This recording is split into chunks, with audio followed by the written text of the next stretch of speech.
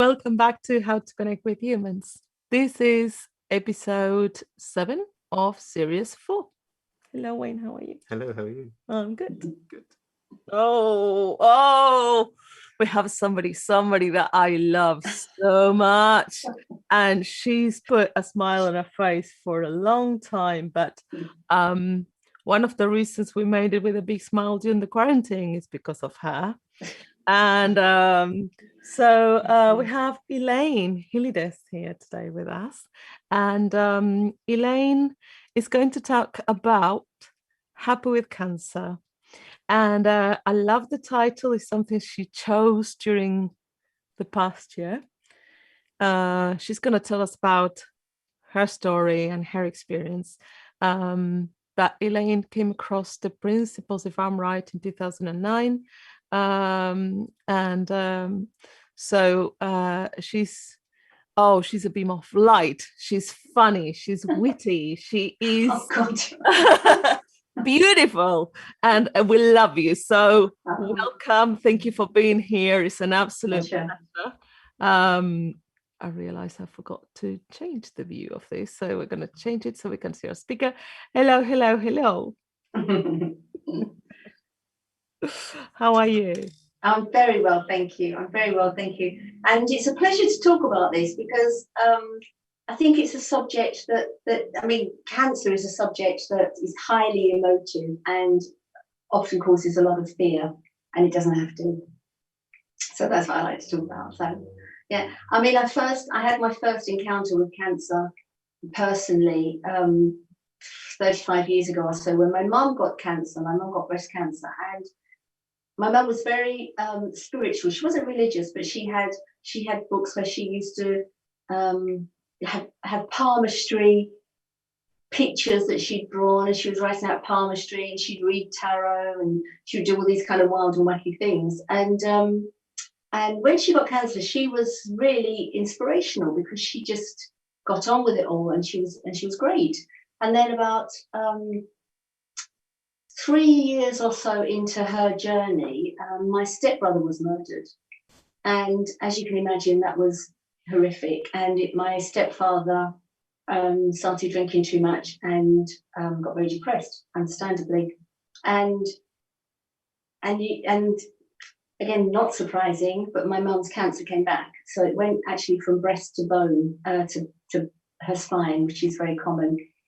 And she still did really well because things kind of settled at home a bit more. The guy that murdered my stepbrother was convicted, and things settled a bit more. And she started to do really well again. And then my stepfather had an affair and made it very obvious to my mum.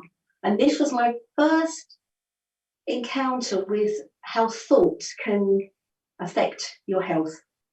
Because my mum had been doing so well. So, I'm not saying that I don't know what would have happened. I mean, how long she would have had with cancer in her spine. But she became so preoccupied with what was happening at home, what was happening with her husband, that she didn't focus on herself at all. And at first, when she had cancer at first, she was very good.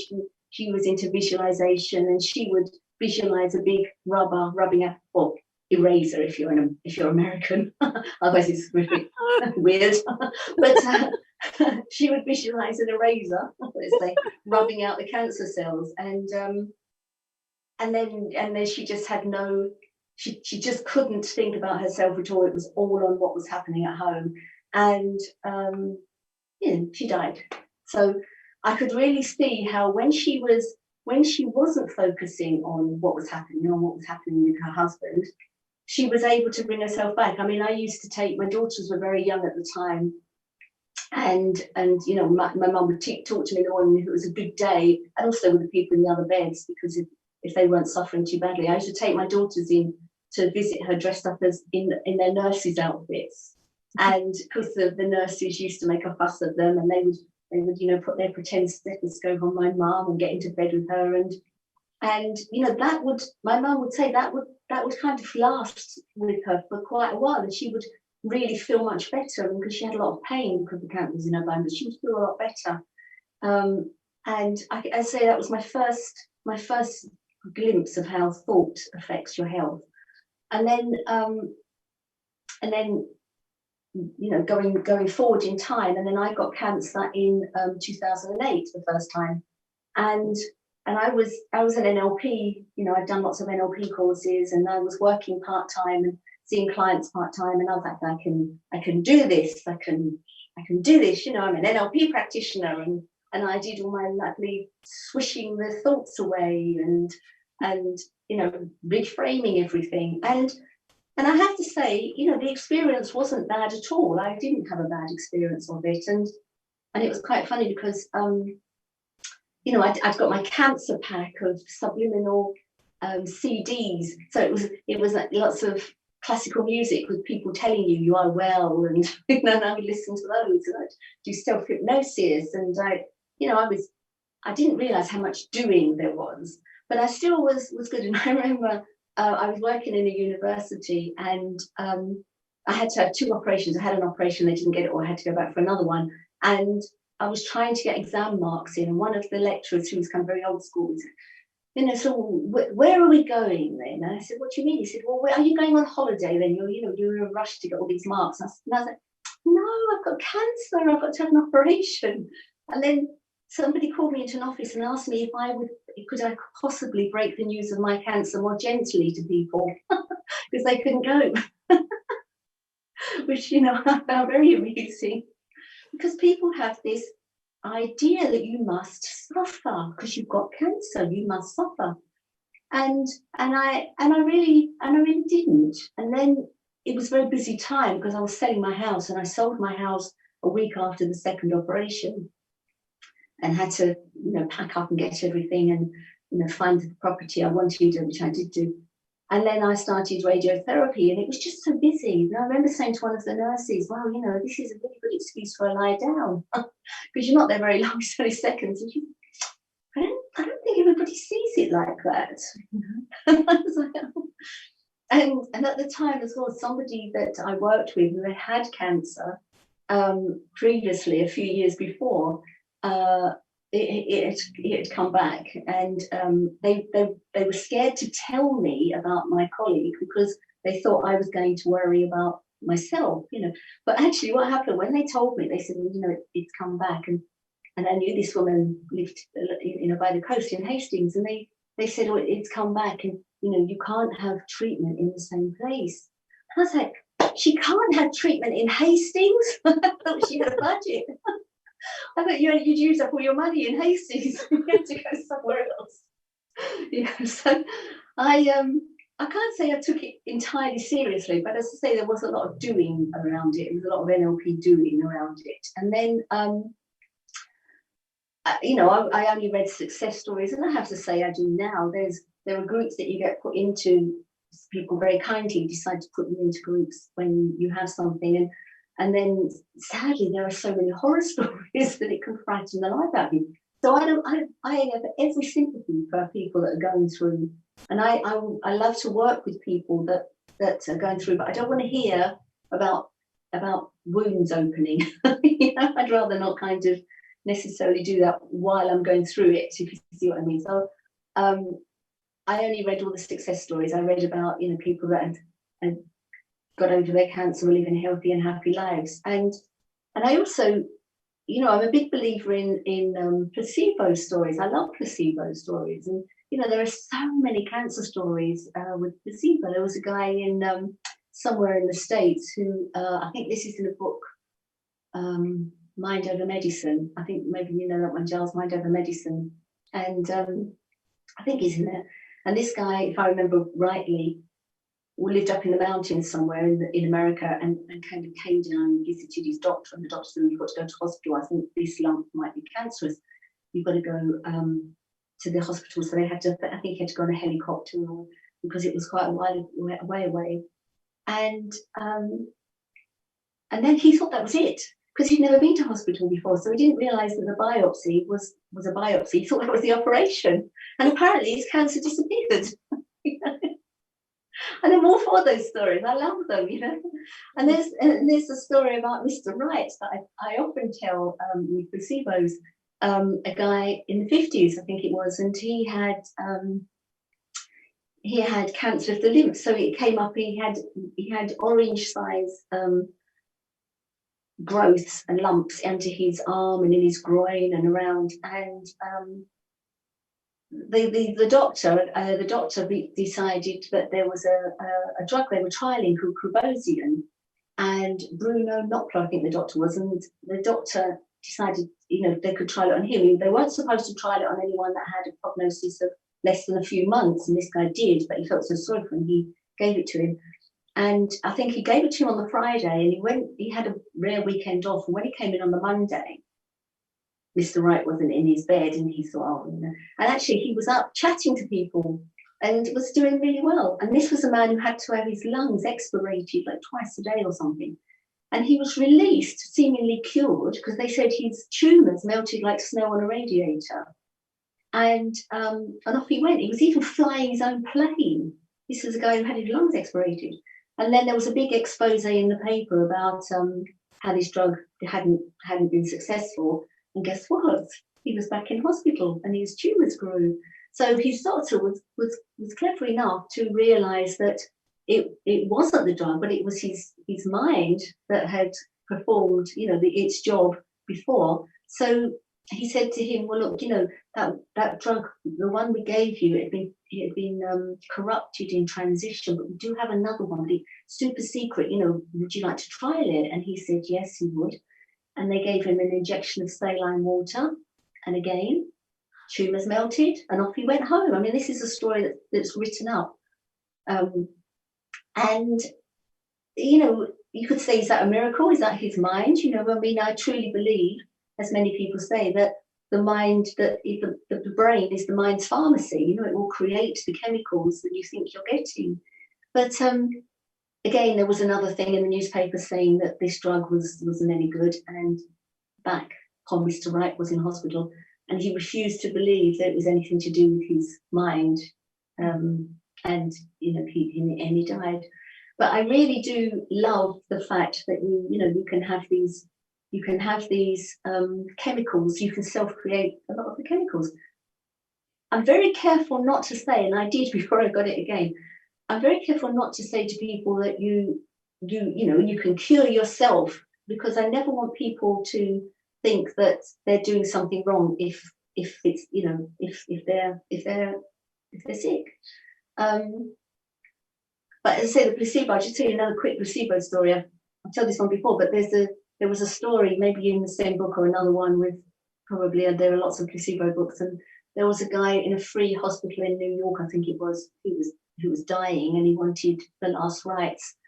And so they got a priest to come in, and the priest swept in, very imperious, in his black, and he had this booming voice and read the last rites to the wrong man, who then died. So who knows? But anyway, so I was, I was doing my thing to beat cancer and to get rid of it back then, and still not realizing that I was living with a lot of kind of hidden stress. I wasn't particularly stressful. I wasn't particularly stressed in myself, or felt like I had a stressful life. But I know I was running a lot of stress back then. And then in 2009, I thought it would be a good idea to become Jamie Smart's apprentice. I wanted to shake things up, and I became Jamie's apprentice, thinking I was going to get more NLP and better at NLP. And of course, at the same time, I think I started with him in March, and I think the month before, he had hired Michael Neal as his coach, and Michael was then working with the principals. So on the surface, I was doing NLP stuff with Jamie, attending his courses, but in our one-to-one work, I was getting the principles, and I think it was then that I realised that I had been doing, and I didn't need to do that anymore. I think that's when I actually realised I could relax with cancer. I mean, as far as I was concerned, it was gone. I was taking the tablet they gave me, and I was fine. And I realised that I was, as I said, I realised I'd been doing all this doing and this, trying to get rid of it and all of that. And I didn't have to. I could just relax into the fact that as far as I was concerned, it was gone. And I didn't need to worry. I didn't need to fear. And I didn't need to do anything not to fear. I could just not fear. And that was huge. That was a wonderful way to look at things. And there was a definite kind of before and after the principles. I really was able to relax. It was a bit like I was speaking to somebody I used to work with around addiction, and she had been addicted to crack many years before. And she said that when I worked with her, she was in recovery, and she said before she was introduced to the principles, she thought she was in recovery, but really she was abstinent. And once she understood the principles, she was in recovery. And I thought that was a really nice way to put it. And that's a bit how I felt, really. I just wasn't having it. I wasn't having cancer, but I wasn't really in recovery. I mean, not that I think I was in recovery. I wasn't really recovered. It was still kind of at the back of my mind a bit. And then it just wasn't anymore. And I was able to just let go. I didn't, you see, I think a lot of times when people get a diagnosis, they immediately go into fearful thinking. They immediately start going into the future and worrying about what might happen. They start worrying about their prognosis. You know, I remember somebody saying to me the first time round, so what's the prognosis? And I was like, really good as far as I'm concerned. And but they start going into that, and I've been working with somebody who, ironically, I started working with, and she was diagnosed before I got the last diagnosis about her journey with cancer. And I remember one day speaking to her, and she said, "Oh, you know, there's just so much going on." Now I don't know if anyone's been in the hospital system, but you know what happens is you get a diagnosis of something, and then you're just in this kind of, you're just into appointments and scans and everything else. And she said, there's such a lot going on. And I said to her, well, yeah, I totally understand that, but what's going on right now? Because right now you're sitting at home and you're talking to me. And I think that's one of the really important things to remember when you have something, that right now you're at home. You're not. So she was going into all the things that were going to happen and feeling the stress of having the appointments, whereas she wasn't having the appointment right now. So I really do try and help people to come back to right now. You know? And that was really important for me, because I didn't need to go into worrying about what might happen.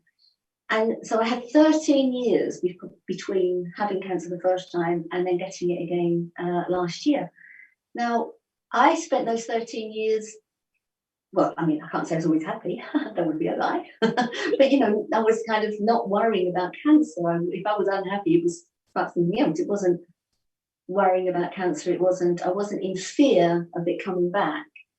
And then I got it again. And I was a bit like, oh, right, okay. And it was really funny because I kind of knew, because of the way, you know, I had biopsies, and I'd had 2 biopsies, and I kind of knew.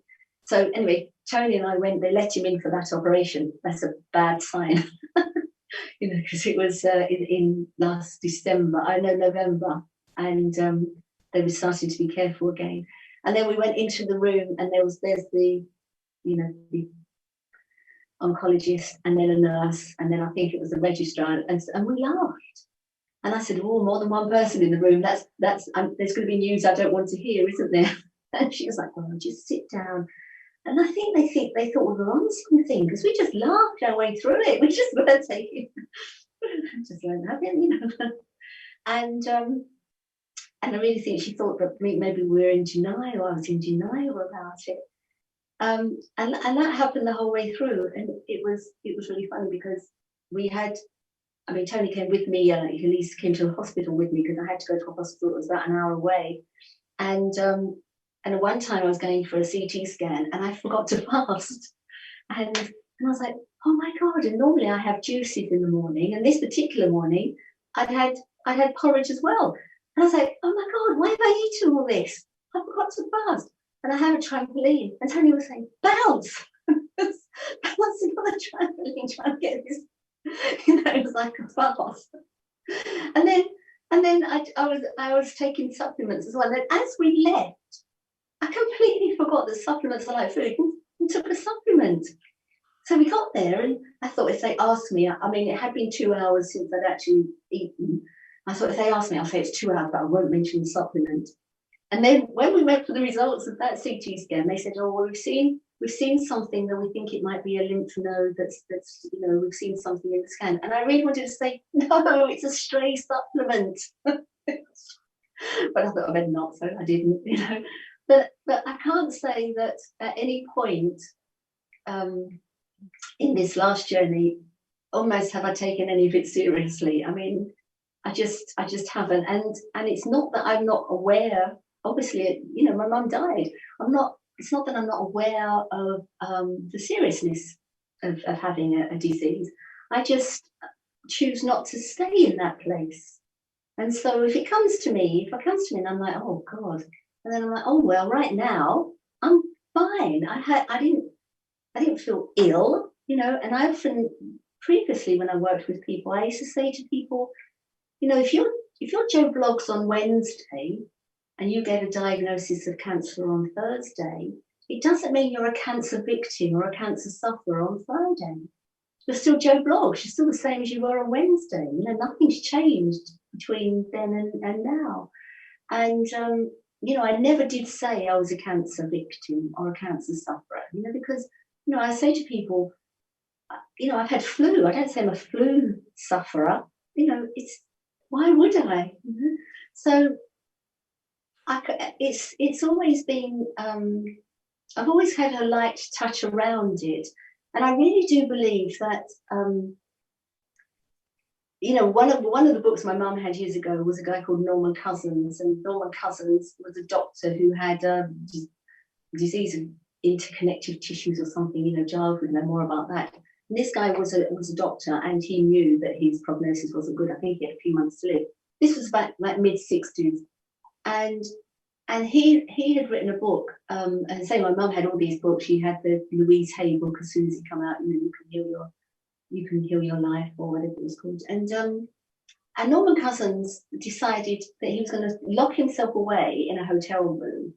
I think he was there maybe for a month, and he locked himself in his hotel room and had huge amounts of vitamin C, and also got a cine projector and just watched films he liked, like Laurel and Hardy and all the films that made him laugh.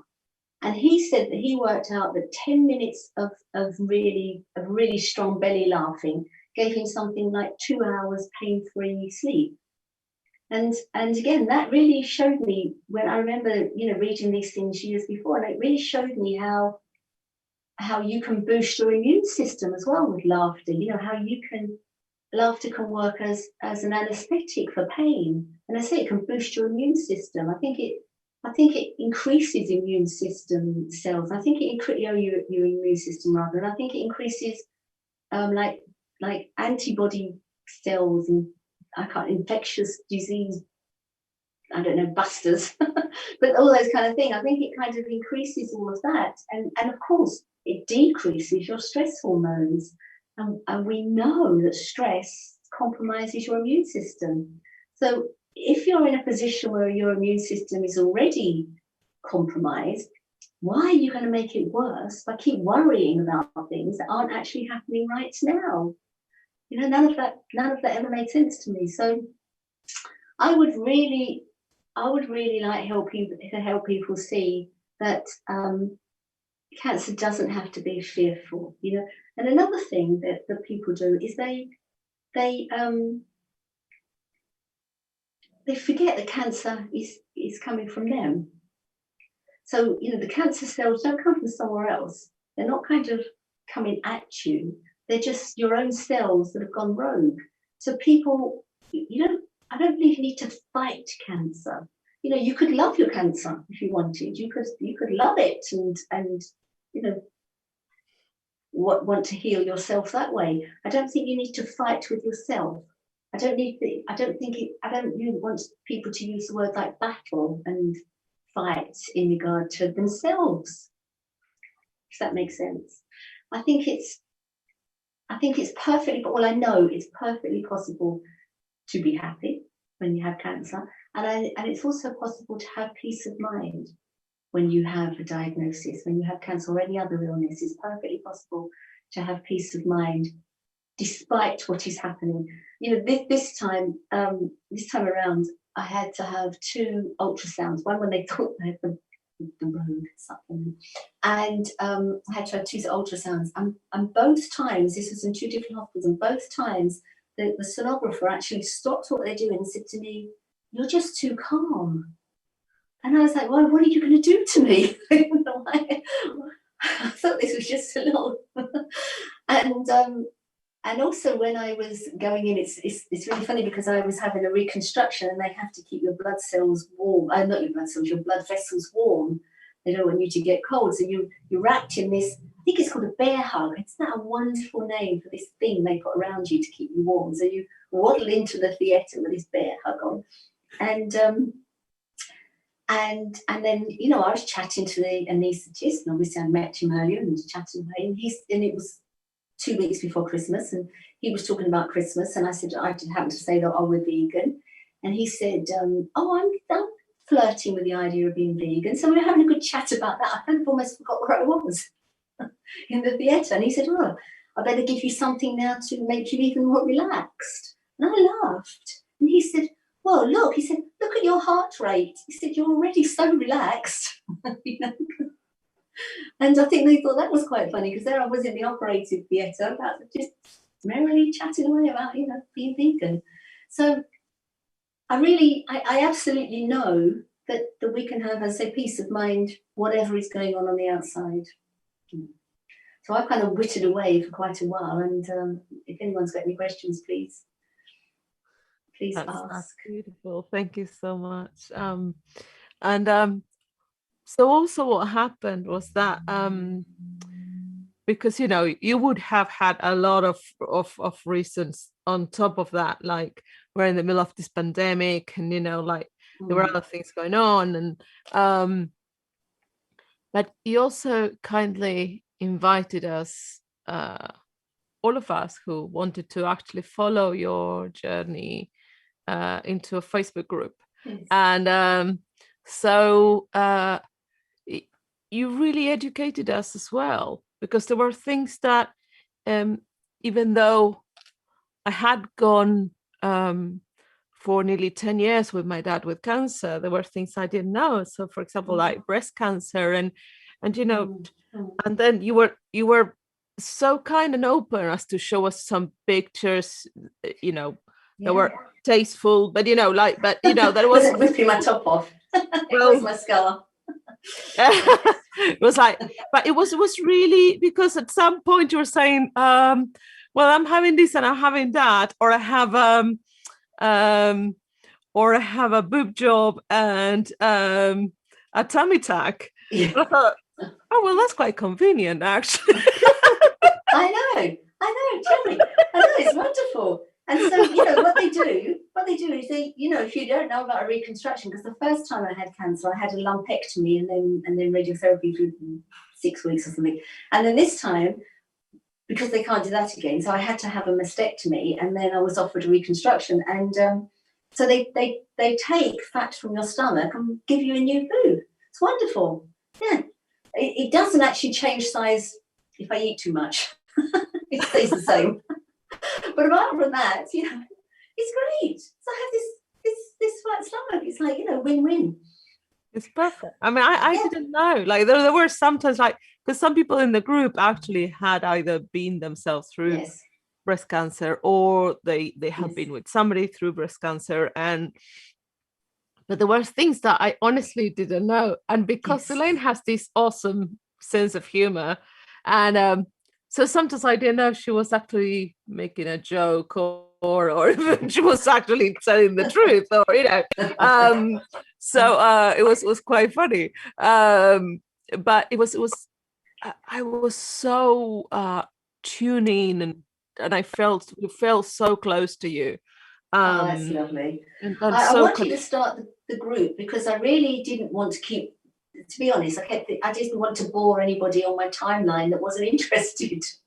So I thought, well, I'll start a group, and then if anyone's interested, they can follow it there, and I don't have to keep talking about it, you know, on the timeline.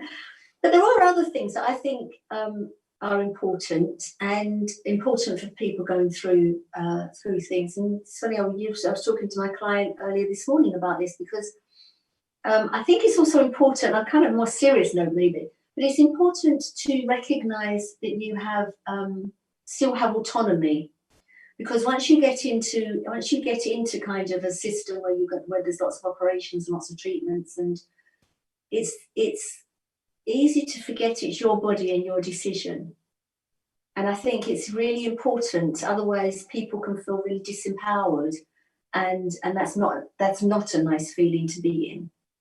So it's really important. It was important for me to decide what I'm doing going forward, and you know, these are entirely my choices. I certainly wouldn't advise anyone else to do what I'm doing. It's up to them.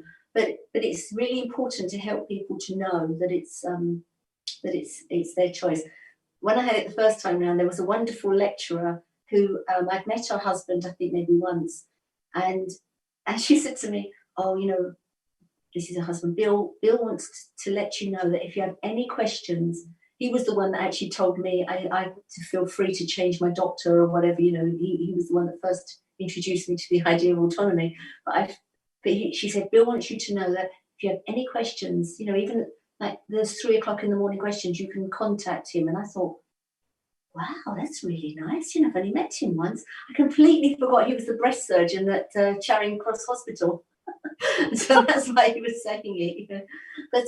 But he said to me, you know, if you're not comfortable with your surgeon, or you're not comfortable with anything, you have the right to ask as many questions as you want. Because again, I think, you know, I mean, Giles would know this. I think as a doctor, you know what's going on, and it might be very easy and understandable to forget that your patient doesn't, and so they don't always join the dots for you. And a lot of people get too frightened to ask questions, and it's important that you remember it's your body. You have the right to kind of ask questions, and so they have autonomy over what's going to happen to you.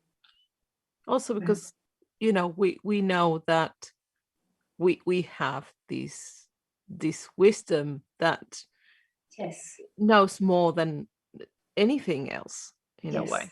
Suddenly one day you wake up and you're like, oh my gosh, I just want to eat hummus nonstop, and then you realize that it's because that's got estrogen or something like that, or because, you know, like your body just goes like, oh no, that doesn't sound right, that doesn't sound right. Like there's something when you are really, and I love what you're saying, Elaine, about just don't you know, you're still you, and don't your cancer is I remember when, because my dad had prostate cancer, and then he went into bone, some cell, he was clear for 1.5 years, and then some cells escaped and went into bone. And so he was still, and then Pfizer came out with a new with a new drug that actually, because there's still prostate cells attached onto bone because they feed on calcium. So this drug that Pfizer created will simulate that is calcium. Then the cancer cells eat it, and they get dehydrated and they die. Well, that's off-label drugs. I mean, off-label drugs. A lot of off-label drugs are used as cancer treatments. I remember when he told me, I had a moment of like, oh my God. I mean, I got, and this is ridiculous because this was my dad telling me about something that was maybe the last resource to give him a bit more life. But I was like, ignore of cancer itself. Like I thought like, wow, the intelligence of these cells to come back and then find something else and to totally. My cancer is estrogen driven, so I do my best to keep, you know, low estrogen. But if you starve them of one thing, they'll just go on to glutamate or something. They just go on to something else. They just feed from something else. You know, they're incredibly resilient. Cancer cells just go on and on and on. Yeah, like cockroaches. You know, so So yeah, they do. Sorry. No, carry on. Yeah. You know, we could really be here until next Wednesday. We're saying like that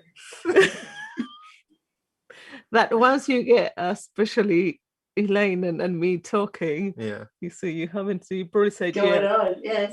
But we're gonna let people unmute themselves and yes, and yeah, please do. I think what people are like thinking of questions and everything, I think for me, what I love was when you said about the autonomy. Yes. And you've got a choice. Yeah. I mean, going away from cancer, when I had my operations on my legs, I remember one of the surgeons actually asking me, has anybody asked you whether you want it? Yes. And I was quite young at the time. I was like 14, I think, or even younger than that. Yes. And I was like, well, it's not down to me. And he said, yes, it is. Yes. Yes, exactly. Yeah. The fact that they had to break my legs, reposition them, and it wasn't kind of a small operation, and it was kind of like, that really hit me, the fact that when you said that, I was like, yeah, I did have a choice. I could have said no, I could have. Yes. And it's incredible. Yes. You see, and I think that choice goes beyond just what is going to happen to you. It's a choice of where you see yourself.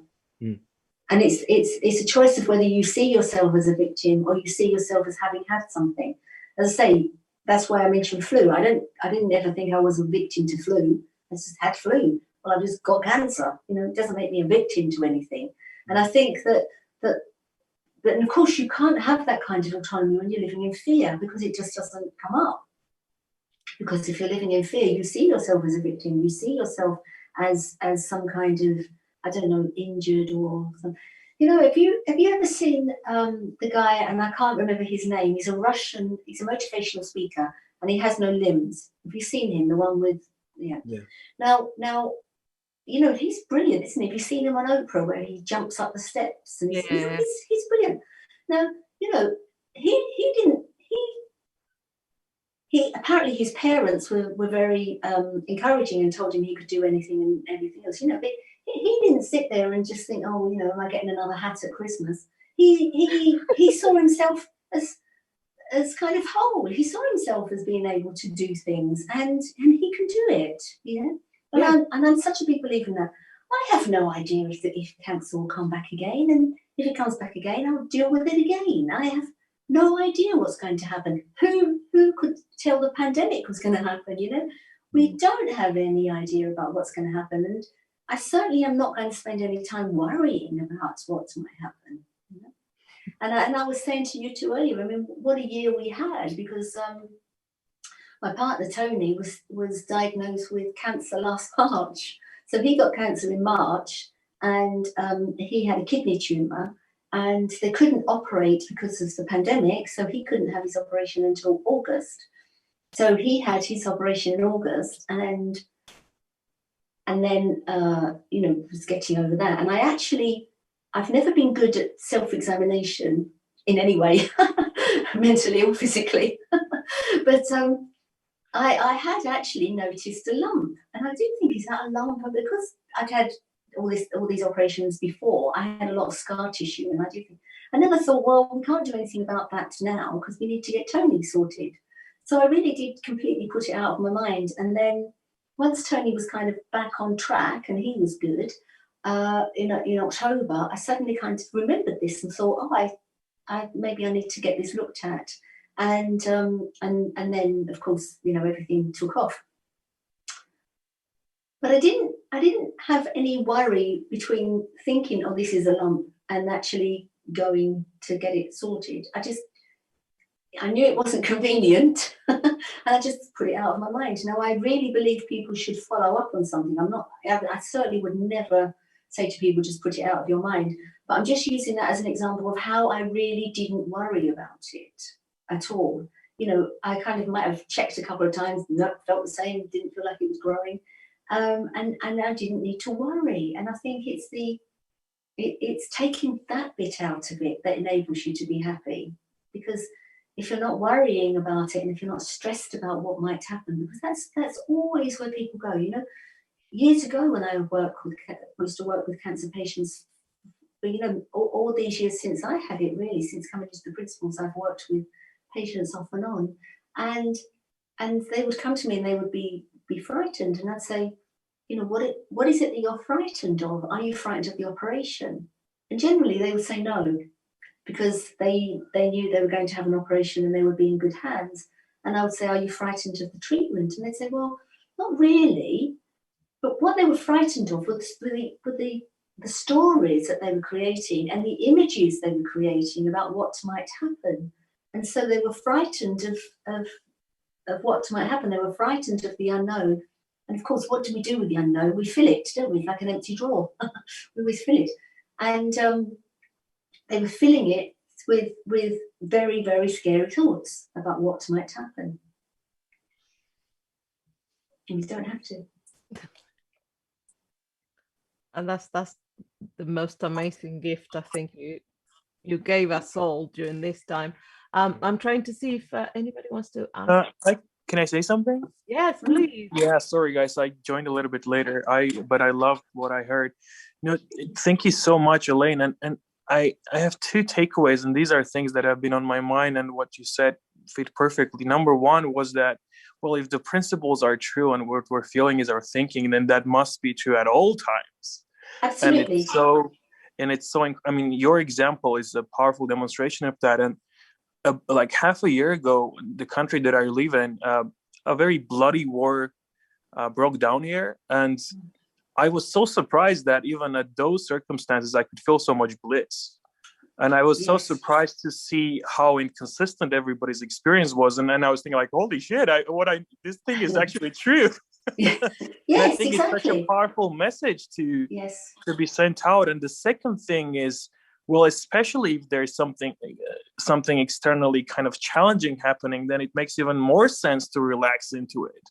And so during this war, in moments when I was more or less quiet, you know, some people were like, well, why are you so quiet? There's so much crap happening. I was like, yeah, exactly. So how is anyhow stressing out going to help? So this is such a hopeful story. Thank you for sharing what you just did. It's a pleasure. And I don't know if you've ever come across Mahima. I can't remember. I can't say her name, even if I knew her name, I couldn't say it. But there's Mahima, and she was looking into the principles. She worked, I think, in the government. If people know this story, please, you know, tell me the bits I get wrong. But she worked in the government and working with ministers in Nepal, trying to get them beyond the stress. So they would do very well with different modalities, and then they would reach a point and get very stressed. And she came across the principles, and she hadn't really even spoken to anybody, I think, at the point when the Nepalese earthquake happened.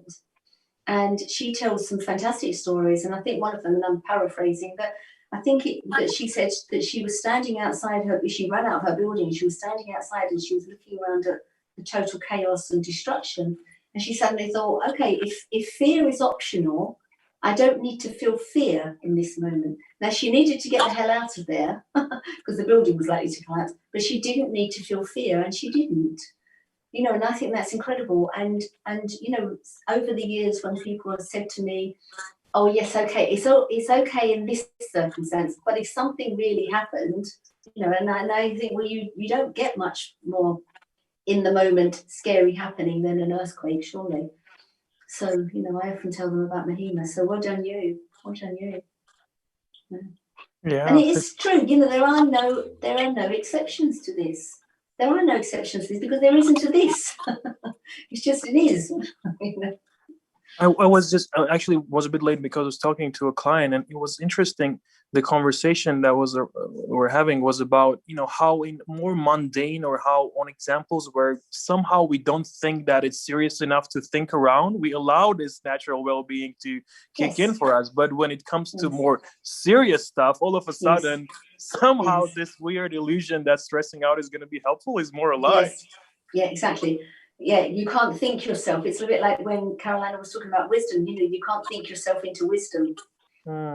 You can't, you know, wisdom just pops up, and wisdom is always in the moment. You can't have wisdom for the future or for the past, and you're not likely to hear it in the middle of stressful thinking, are you? Yeah. But it's so true how people think that if it's important, this is okay. If it's not important, it's a bit like a hierarchy of thought. Yeah. Sometimes people say, well, you know, well, yeah, but this needs, you know, this is like a big thought. You know, so show me that one on an MRI or an fMRI. You know, when they look at a brain, show me the big thought, because it's all the same, isn't it? But we believe there's a hierarchy of thinking. Oh, it's okay if it's just thinking about what you're going to have for dinner, but if you're thinking about what to do, yeah, we're strange, aren't we? Thank you, Rathmik. And I remember there were two moments where, because I tell you what, I think when my dad got cancer, it was the amount of thinking for everybody, for him and for everybody else. Yes. It got most of our sisters and myself like ill. We were all down for years. And, yes. And I remember I was training with Jamie Smart, and I said, well, the thing, it was, you know, I was all worried and old, you know, full of, I was like, the thing, Jamie, is that now it's terminal. Like, there's nothing else they can do. It's terminal, and that's why I worry. And he looked at me and he said, "But Carolina, life is terminal." Exactly. Yes. Yeah. And it stopped me on my tracks, and I wanted to punch him. I thought it was that's so insensitive. Many do. I love you. You don't take it seriously. Yeah, it's like this is a real reason for worry. Now, you know, stop being smarty pants, Mr. Smart, and just. But he was, you know, he was. This is real. This is real. But and it was like, you know, we don't know. We don't know what's going to happen. We don't know. Nobody knows. Yes, exactly. And then another time we were at the conference in London, and I asked Michael Neal, I said, look, I've been around the principles for a while, and I worry all the time. And what can I do? Because stop it. I don't want.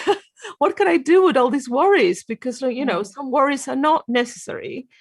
And he looked at me and he went, "So which ones do you want to keep?" Yes. And again, I thought, you cheeky. Yes. Yeah. What do you mean? Like, you know, and those were two moments where I felt I was like, a good punch in the face. In the sense that it was just like, no, you can worry about if you have jam in, you know, the cupboard, crazy, or you can. We're not taking the seriousness of you know, certain things that in a way that are serious, but the amount of worry you want to put on top of worry, in a way, that's something that is not needed. It doesn't mean you're not you're delusional, or you know, or. But also, Carolina, you know, we all talk about resilience in Principles World, and everybody has resilience, which of course we do. But you know, what makes us think that we aren't resilient? Layers and layers of thought, because resilience can be covered up, like confidence or anything else, by layers and layers of thought. You know, when I was, I had a particularly Cockney grandfather. That means he comes from a certain part of London, Carolina. And he said that when he was a boy, his parents would decide to have a party on a Friday or a Saturday evening after the pub or something. And they would go around the local streets with a dustbin lid, which was tin back in those days, and a wooden spoon, and bang the dustbin lid. And that was a cue that there was a party going on. And he said he used to often wake up over the weekend underneath a pile of coats, because people would come in and take their coats off and throw it on the bed and not realise he was there. And I think that's a bit like your resilience. It's a bit like my granddad. It's just covered up by layers and layers, but instead of coats, it's thought, you know. And then you don't know it's there because you can't access it because it's covered up. And of course, we are resilient. We're all resilient, and we can find that when we are able to let go of all the layers and layers of thought. You know, and I one of the reasons I do tell my stories is because you know, you have people think that they'll look at something and they'll think, well, it's all right for you. You know, it's all right for you. You've got your life is okay. Nothing's gone wrong. Nothing. But of course, everybody has circumstances, and you know, it's helpful for people to see. I think sometimes that I am happy, and yes, and I had cancer. Any other questions or anything you would like to share? Please do unmute yourselves. I'm going to pick on you, Giles, as an NHS. Go on, then. As a very, very ex-NHS. Oh, it's a very long time since I've done any laying of hands on anybody. Gosh. No, it's a breath of fresh air listening to you, Elaine. It really is. But you must have seen this. Is what I was thinking. In your years. Yeah, I mean, a couple of things struck me, that the autonomy thing and the information and the kind of like the balance of power, I suppose. I mean, I didn't deal with cancer much because I was in orthopedic surgery, but we were doing quite complicated like hip revision surgery and stuff. And for me, like one of my favorite bits of the job was, I mean, it was calibration, connection, education, like right back in those days as well, because every single person who came through the door was going to have a totally different understanding of what the hell was going on. You know, I mean, it took me ages to learn what was going on in that complicated surgery. So finding the level of every single patient, and then and really finding out what their expectations were, because that's when, you know, you've got properly informed care where they know that they're having the surgery, because some would say, well, I don't think, you know, now's the time for it, and that was fair enough. You know, we never. I think I was lucky that I worked with some very inspiring consultants who were really on it, and you know, I never worked with anyone who was like arrogantly pushing surgery on people. So that was, and then I suppose my own. My experience of seeing cancer up close was the death of my mother last year, and just the kind of the expectations that you have around these things that just completely go out of the window. And like if you told me in advance that I was going to have one of the most wonderful weeks of my life with my mother 2 weeks before she died, you know, like changing her dressings and you know, just like really sitting doing nothing with her, making sure that her oxygen was plugged in because she was fretting about it so much, you know. But it was the most beautiful like, because we were both just like slowed right down, right down, nowhere to get to, nothing to do, nothing to achieve. It was just, you know, we made it out of the house one day, which is something that she hadn't done for ages, and I was like, come on, let's get her out of the house, when she didn't think that she'd be able to, and it was just so. And whereas her experience, poor love, she was like the anti-Elaine. She was constantly worried about absolutely everything, and I could see it playing out. Like she'd be fretting. She was living her entire life in the future, because first she was worried about what's going to happen when I'm not going to be able to drive. So all the time when she was able to drive, she was fretting about not being able to drive. Yes, and then, of course, when the day came when she wasn't able to drive, she couldn't give a monkey's. Yes, Like, she didn't exactly. care. Yeah. It was like, it was fine. And then the next one was, when I'm going to have to start taking morphine. So before she was taking morphine, she had this terrible experience of taking morphine when she wasn't taking morphine. And then when it came to her having to take morphine, she was like, this morphine's all right, isn't it? And then the stair lift, she worried about the stair lift before the stair lift came. Then when it was time for the stair lift, this stair lift's brilliant. Oh, it was like, Mum, I have tried to tell you. I know, that's so funny. My pieces. I know, that's so funny. I know. That's I had the same with my mum, before she died. Peace. I mean, before then, when I was still so caught up, I used to drive. She was at the Marsden in Fulham, and I lived in Surrey, and I used to drop my daughters off. One was at school, one was at nursery, and then drive to Fulham and try and find a car parking space. Can you imagine? And then see my mum for an hour, and then drive back to pick my daughter up from nursery. And I used to cry the whole way back to Surrey. And I used to look at people on the street and think, "Why are you shopping? You're going to die."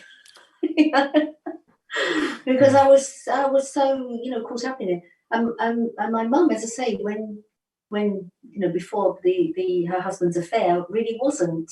And I mean, she was only 56 when she died, but I kind of I can't say I'd come to peace with it back then, because I was only very young myself. I hadn't come to peace with her dying, but we had some very peaceful and some very funny times just before she died too. Yeah, so I do understand. And I was, I mean, because like once you've seen something around the principles, you just see it everywhere and everything, obviously. Yes. And it was so obvious to me that even with a brain that was addled by morphine and a body that was on the way out and was racked with pain, that she still had a sense of humor.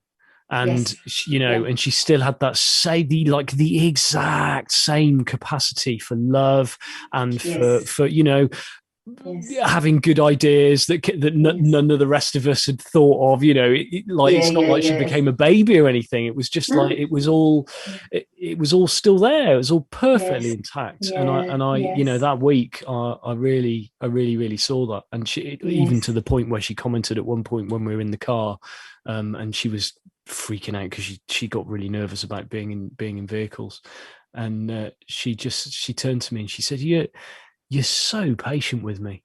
She says, "I've never known you be this patient with me." And I was just like, whatever, it's like, it's just you're being you, I'm being me. We're both just here in this car and it's fine. Don't worry about it. That's so nice, isn't it? But that going into the future is so common with everybody, isn't it? And I think especially if you've got something that you feel is worth worrying about, go into it even more. Even when I brought Tony back from the hospital after his operation, he'd had a particularly bad time with morphine. He doesn't tolerate drugs very well. I have an asbestos stomach. Throw anything at me, it's fine. But so the drive back was only kind of 15 minutes from the hospital he was in, and I had to go really slowly. I mean, he had a fair few, wounds where they took half a kidney out and the tumour. But I had to go very, very, very slowly. And he kept saying, "Oh, I think you might have to pull over." And I was thinking, and when it was me, I was thinking, gosh, how am I going to get back from the hospital? It's an hour. Oh, potentially an hour and a bit.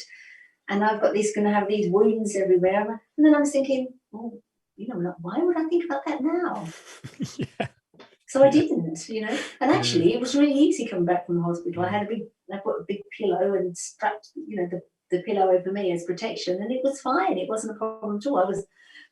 You may not be surprised, I chatted all the way home.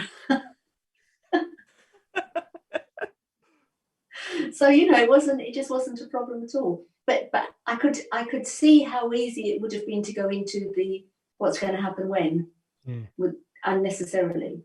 Yeah. And it's like you say, I mean, I agree. It's like we think big stuff is different somehow. Why would we think that? That I think for me, that's the most powerful thing, is to just hear you say, you know, life's only ever happening now, and you're either in it or you're not, and you know, that's your choice. Yes. And of course it you know, it doesn't matter what's on the horizon.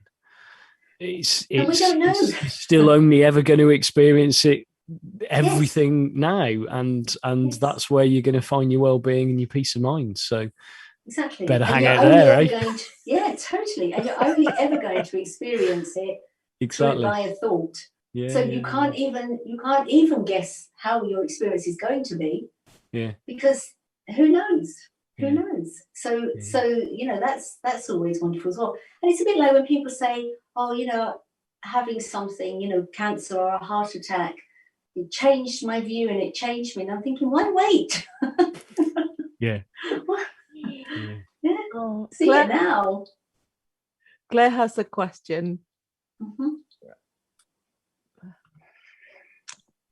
Hi, Elaine. I loved what you've been saying.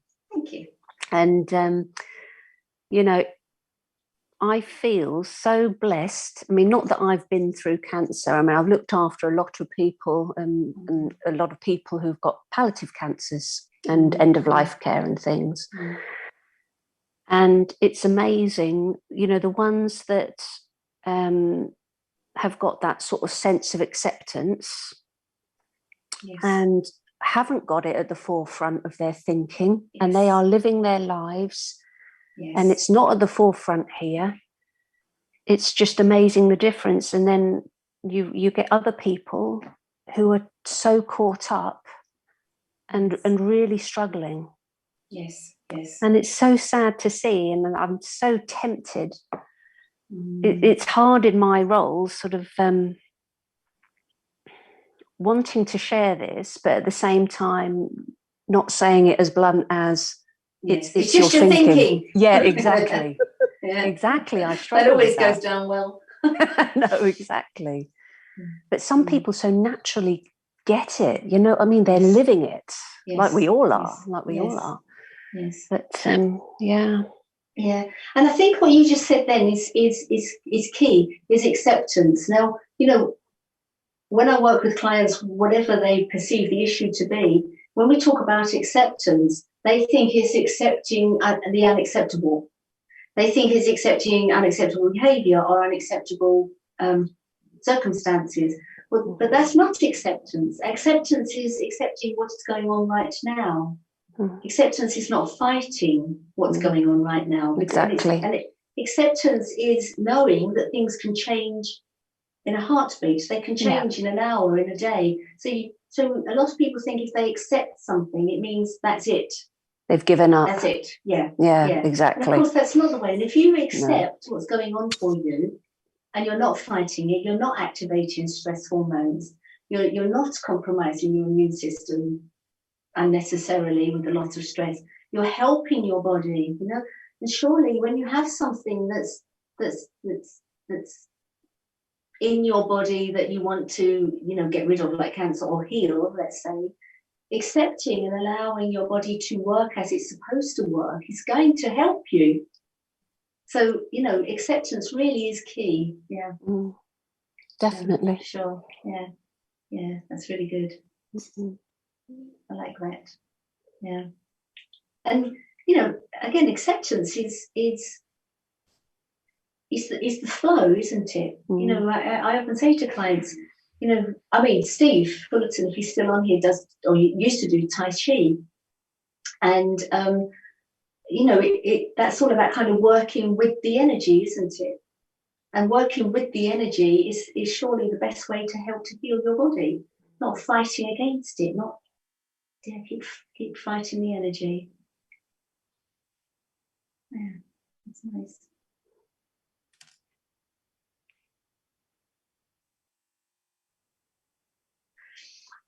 I think that, as I say, for me, having cancer was absolutely no more traumatic than I don't know, I've never broken a bone, but it was probably less traumatic than breaking a bone. You know, it really was. And I'm not pretending when I say that. It just is, as far as I was concerned, I had something, it got taken out, and then you have some treatment, and it's done. And I have a flat stomach. There was either something else that you were supposed to have your operation at some point, and then something happens, but then something clear up, and you actually managed to have it. I can't remember. Was it? Yeah, they because I wanted a reconstruction, and I don't know if that was vanity. I don't think it was vanity. I think it was just symmetry, really. But I couldn't have the reconstruction at the hospital I was supposed to have because of COVID. So that's why I had to go to a hospital an hour away. So it was touch and go whether I was going to get the operation at all until actually the day, because of COVID. And it was interesting because the day before my operation, I was working with a client in Greece, and I'd had to have the COVID test the day before that, I think, or the day before, I can't remember now, 2 days before, something like that. And so I was, praying. I didn't think I had COVID, but I was praying I didn't have COVID, and then I couldn't have the operation. And I was praying that hospital wouldn't ring and say, we're really sorry, but, we need all our staff to work with COVID patients. And a cousin of mine had COVID, but very, very mildly. And as I was working with this client in Greece, my phone was on silent, and I saw it was a hospital number. And at the same time, a message flashed up, and obviously I wasn't going to pay attention to the message. I was with the client, and I'd forgotten to turn the message notification off. And it flashed up, and I could see the word COVID in this message, track and trace. And I thought, oh God. So I had to kind of let that go completely and be back with the client, which was really good because it saved me thinking about it and going into unnecessary worry. So I was working with the client and then got off the call, and there was a voicemail from the hospital saying, we're just checking that everything's okay and you're coming in tomorrow. And it was a message from my cousin saying, oh God, once you've had COVID, they don't stop sending you track and trace texts. And it shows how you put the things together, So my completely made up experience in that moment was, oh my God, they track and trace, I've got COVID, and the hospital telling me that I can't go in. So it's quite funny. So yeah, and I was really, really excited about having the operation because I wanted it over and done with, really. And a friend of mine said, you are aware that you're not just going away for the weekend, aren't you? Because I was like, oh, I can't wait. But it was true, I couldn't. I had my bag, I was ready. It's not like my life is so boring. I needed that distraction. But yeah, I was I was up for it. And as I say, I had a nice time. You meet lots of nice people. the doctors and I have to say, the plastic surgeon that I had is I can't remember where he's from now. He did tell me, but I've completely forgotten.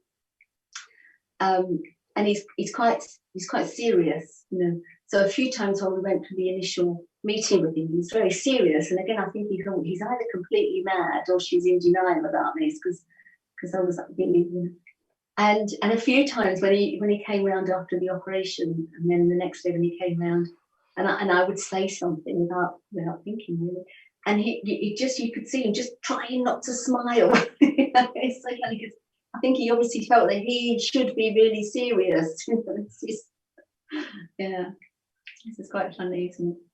Yeah. So I can truly say I was happy with cancer. I'm not happy to have it, but happy despite it. I wasn't desperately unhappy to have it, really, but I certainly was happy despite it.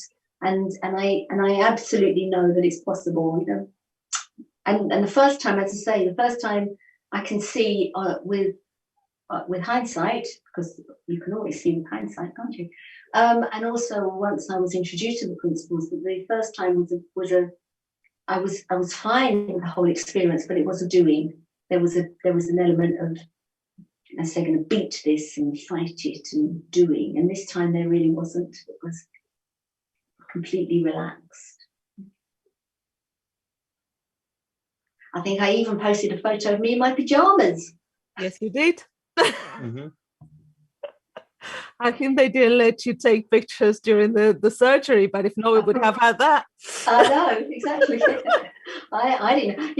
I said to the guy, I actually even had quite a bit of fun in the kind of the waking up room. I can't think what you call it. You know, you come round. Recovery. But I was in recovery. I was so disappointed I couldn't speak French. And the guy said, "What are you talking about?" I said, "I thought, you know, it was a really long operation. I was going to come out being able to speak a different language." He was looking at me like, "You already are speaking a different language." And then about recovery, your recovery has been incredible. And we were saying just before we started that because we're going to do it earlier, the episode, just because so you wouldn't get so tired by the end of the day. And then just a few days ago, Elaine was like, no, you know what's surprising me is that I'm getting like, I have more energy as the day. So let's do an hour later. Yes. Well, it was the thing that I said to you earlier as well. I have been surprised that I get tired because I'm like, why am I tired in the evening? And I really, and I kept thinking, this is crazy. And we go out for a walk. We go out for a walk on the beach, and I think, I'm really tired. This, you know, completely forgetting. So, I have to say my recovery has been fantastic. It's not been a problem at all. I think the biggest problem was letting go of, you know, I really like cooking, and I tend to do all the cooking, and then Tony took over the cooking and you know, I make juices and smoothies in the morning, and he took all that over because I actually really couldn't do anything for a week or so, and that was an interesting, just having to let go of all that, not you know, because if you do things like cooking, you know how you do it, you do it right. You know? And I had to let go of all of that, and that was quite interesting and amazing how Tony can cook these fantastic meals. So that aided my recovery, I'm sure. But the recovery has been, as I say, like I said to you, when people say, "How was your recovery?" and I'm thinking, I'm really puzzled. I'm thinking, what? And then I have to remember, oh yes, yeah. Because as far as I'm concerned, that's done, finished. Yeah. You're living your life. Yeah, absolutely. But you know, really, there was no pause. There was no pause, really. It was easy. I mean, I was in uncomfortable, but I wasn't in pain. I can't pretend I was in pain after it, but I was uncomfortable. And so what? You know, if we can all get comfortable with being uncomfortable, can't we? That's something. Again, that's something we talk about, isn't it? Well, I do. So, yeah.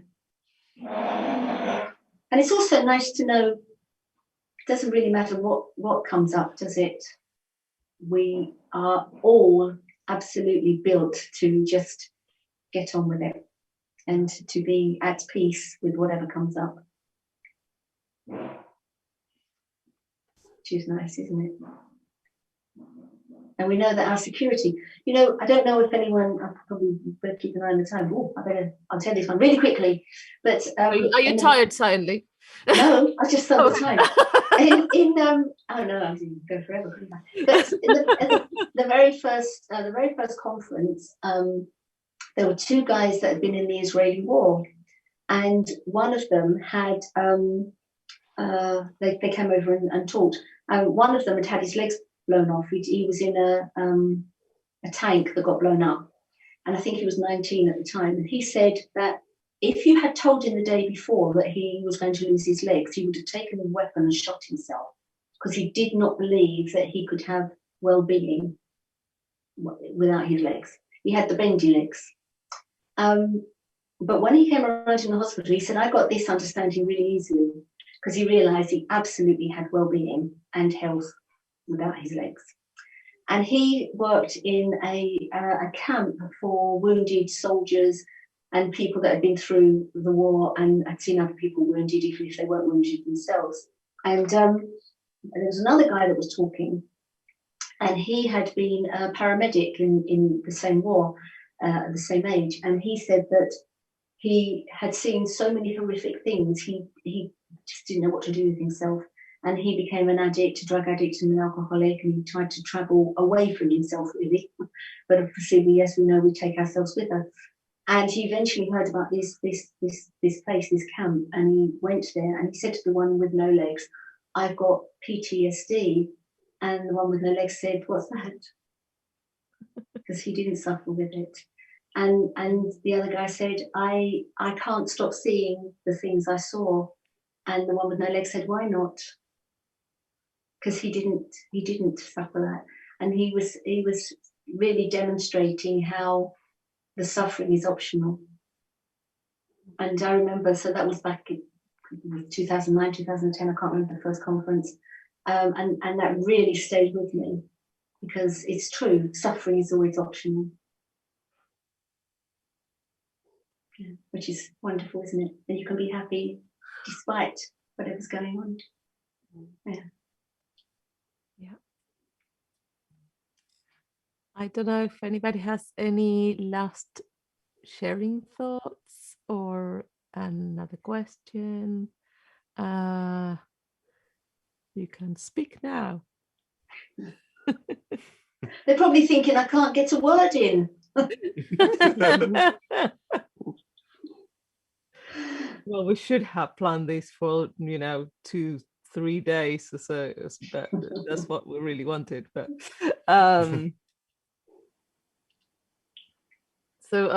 but one of the things that he became very famous on Facebook and I don't know if in other platforms during the COVID quarantine, since it started in March 2020, Elaine would relentlessly put a joke every single day. One of these short, really witty ones that you really corny. Really, yeah, and it just made me chuckle. It's like when we used to get the newspaper, I remember in the morning, and I used to try to get it first so I could go and just, I don't know here, but in Argentina the jokes are on the back, so I will get the newspaper and I will quickly go to the back so I could read the jokes before the adults that were more important than me read the newspaper and the serious stuff. But I had that feeling again of like waking up, and one of the first things I would do during the pandemic was going into Facebook and trying to find what Charles is going like that, and I know many of us are going like that, because during the day, Elaine, that will come back into my mind. I will start laughing on my own, and it was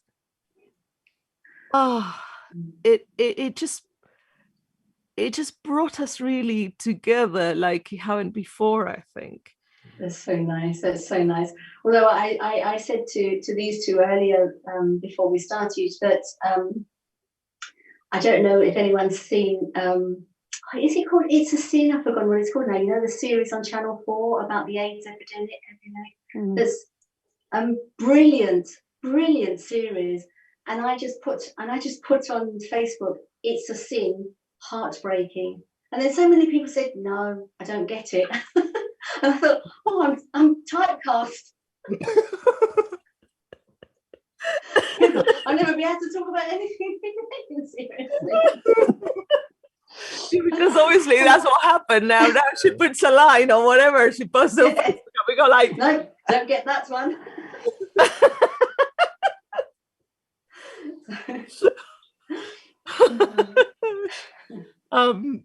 But yeah, that took us, and then all the comments afterwards. Yeah.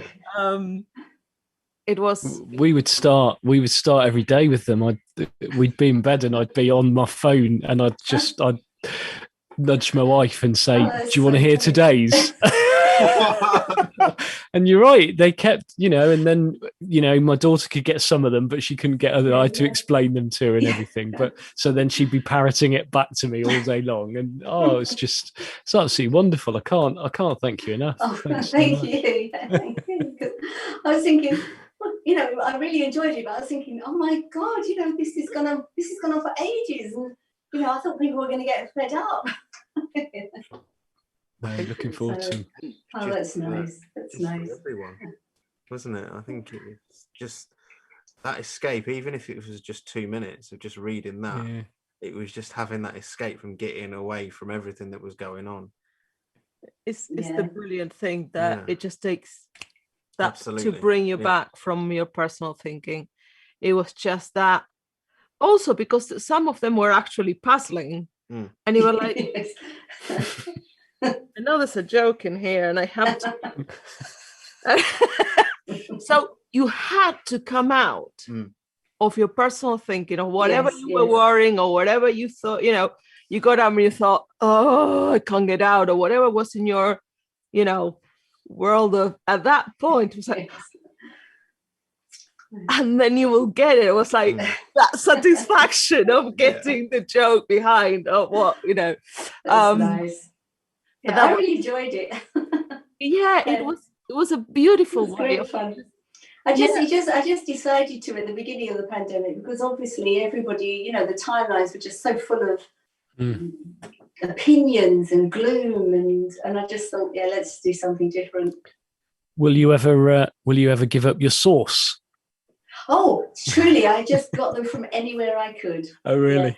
Yeah. I mean, the trick was entirely subjective. They had to make me laugh. Yeah. And then that was it, you know. So, and I wanted them to be short, because I think everybody needs a quick hit, you know. So they had to be short, and I literally just used to go on the internet and to look at different jokes, and Oh, beautifully curated. Yeah. Was the perfect poking, you know, the perfect tap on the shoulder, as Cindy Banks used to say, the perfect. That's nice. Waking us all up on that. That's nice. During that time, yeah, that's nice. So that was the time. I mean, obviously this wasn't happening to me, but obviously, you know, I love Tony dearly, so it's kind of. But that was the time that we were waiting. So that was the time that he had cancer, and we were waiting for his operation, and not thinking about, you know, the delay even. Yeah. Beautiful. It seems like you should actually be doing that for a living. Just you know, we're all happy to pay a little bit every day. Oh, that's so funny. I think I got in touch with you and suggested it once, didn't I? You did, Joe. That was really nice. Like, I don't know what you're doing, but drop it and do this. I know. It's just wonderful. You know. It's just, I just think there's nothing better than laughing, is there? You know, there's just nothing better. And it's interesting, I've got the couple that I'm working with, you know, couples counselling, and I worked with them separately. He has a bit of an understanding of the principles and she didn't. And, you know, when couples, then the one that doesn't, they can get a little bit resistant because, you know, they think they're going to be talked to. And we had I had a first session with her, and we were really laughing. And she said, "Yeah, I want to work with you. That's great." So I had a session with her, and then I had a session with him. Then I had a session with them together, and then we had so it was our fourth session. Well, this session that we had last Thursday, literally we did not stop laughing the whole time. You know, and it was lovely. You know, there was no. I mean, really, it was just really. It was really funny. We just had a really good time. Yeah. And I think even for that, you know, you remember yourself when you're laughing, don't you? You remember who you are when you're laughing. Yeah. Yeah, I remember I will sit here, and when we look at me, either because it was something you put about boobs or, you know, such, and it was also irreverent that we were also allowed to, you know, make our own jokes about it, or the reply to those that you put there. And it was really the gift that keeps giving, because honestly, Elaine, that's just your presence on a few lines or on a comment on that I will sit here, I will be playing like a kid, just thinking, oh, is there you know, is there a GIF or something that goes with that? And we was like, you're not going to post that, are you? And I know, Elaine will be okay with this. That's nice. That's nice. Yeah. Oh, we here just reading the replies, but just crying with laughter. So what a way, you know, of not only going for what you were going, but also keeping your spirit sort of in a beautiful place. Yeah, it was as much for me as anyone else, if I'm honest. Yeah. So it's been wonderful. Thank you so much. It has. Thank you. Thank you. Such I love you so much. I've been thank you. We've been so connected. And I remember when I met you at the conference, and you know, Elaine was one of those that everybody knows. Yeah. And everybody will come and say hello, and you know, and for me, she was like, oh, it's the lady that travels with the NutriBullet and a big smile. Yes, I always had my juice. Contractions, you know, like oh, she's having, I don't know, caterpillar smoothie. I don't know what this is. And so it's I sort of admire your big smile. Your big smile could be seen from That's nice. Presence as well. Your presence just being there in the conference is just incredible. I remember when I first came, and I remember seeing you, and just your smile was just like, oh, that's really kind. Yeah, it's that's really kind. It was incredible. So kind of you. You're delicious. I'm extremely lucky to have so many lovely friends. Extremely lucky. I never forget that. Yeah, very lucky. So where can people find you, Elaine, if they want to? Well, on Facebook, clearly. But